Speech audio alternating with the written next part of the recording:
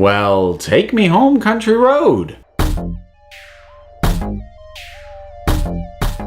Logan Lucky. Normally I wouldn't do a review for a movie that's been out for more than a week because I figure nobody cares about my thoughts, and maybe nobody does, but this one's odd because it seems like nobody's going to it. It hasn't done great at the box office, and in addition to that, like most of the reviewers that I follow on YouTube, they haven't tackled this one either, and that's a shame because it's pretty good.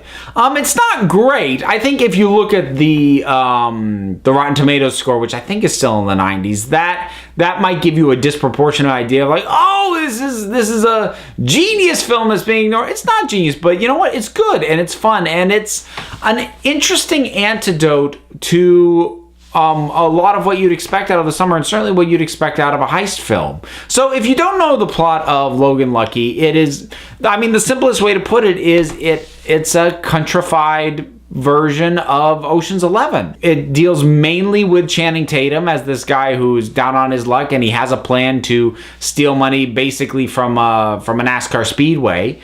And you know, he recruits his team, they do the job, and you get to see all of that play out. And so it is very Ocean's 11 in structure, but the feel is very different. It's a much slower film than you would normally get in a heist. Again, to make the comparison to Ocean's 11, which I think is more than fair because it's Steven Soderbergh, so it's the same director. But Ocean's 11 was very fast. It was very rapid. It was very punchy because those were the characters. Rapid fire dialogue, back and forth, let's go.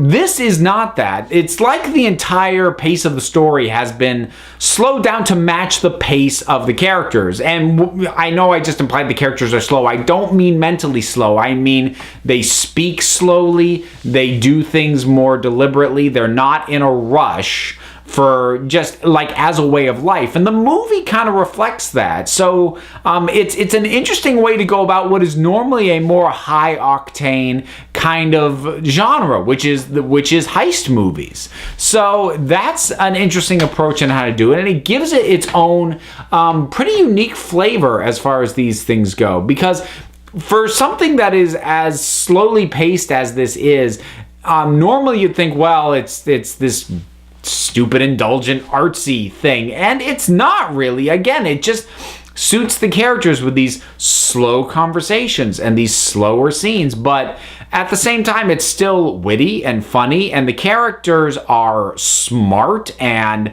they are often using the fact that people They seem to be assuming people hear them talk and think they're going to be dumb, and they're using that to their advantage.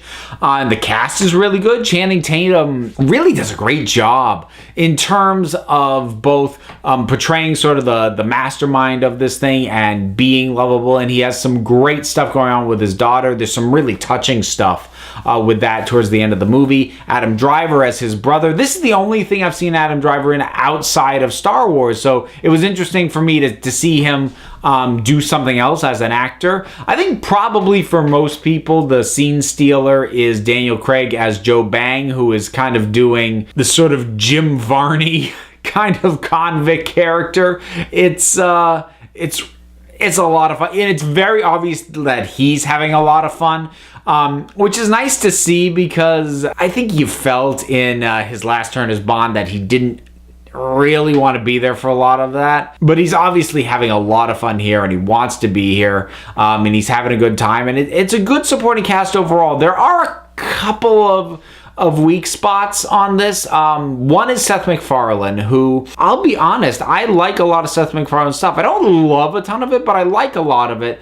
And the decision was made for his character to have him have this English accent, which first of all is not the most convincing accent in the world. But even beyond that, I think it would have played much better into the feel of the film if he had just used his normal speaking voice, which, if you watch Family Guy, is basically just Brian the dog. And I think that sort of, because his normal speaking voice is like the epitome of smug, college-educated New England looking down on people kind of voice. And I think that would have been, for what that character was in his youth, that would have been an even more cathartic kind of character for him to be playing than this weird, not quite convincing English accent he does. There's also a whole thing towards the end with Hilary Swank that I'm not sure needed to be there. I'm not sure what it added, aside from, I guess, about 15-20 minutes. It didn't like kill the movie or anything. It just seemed kind of oddly obligatory. It was a little weird. But overall, it is a fun, kind of relaxed movie, and it's playing with a different vibe from most sorts of movies that you would expect from a heist. So if you like heists, but you maybe want to try a different flavor, if you like, these sorts of more country sort of characters, and there is an interesting mix. I mean, I'm not going to say, and they're not stupid. No, couple of them are stupid, but some of them are also really smart. So it's not overplaying, the dumb hillbilly cliche or anything like that.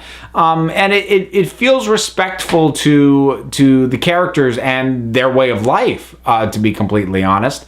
I say that as an outsider looking in. I'm not from the South. I don't have family in the South, but so take my opinion for what it's worth, which is probably not much, but I had fun with this. I don't want to oversell it because it is slower paced. So if you're expecting like, ooh, yeah, it's a real romp of a heist, it's not quite. But it is fun. It is funny. It's relaxed. It's kind of, it feels like a good palate cleanser to the summer. So if you feel like you've got one more summer-ish movie left in you, I'd say give it a watch. So Logan Lucky, I'd ask you if you'd seen it, but the box office would indicate, no, you haven't. So what's your favorite heist movie? Whatever it is, drop something down in the comments. Let's talk about it. Don't forget to like, subscribe, check me out on Twitter at Council of Geeks. Give a listen to the Council of Geeks podcast. I am also one half of the Punch Like a Girl podcast. Both of those are available on iTunes and Stitcher. And until next time, this council is adjourned.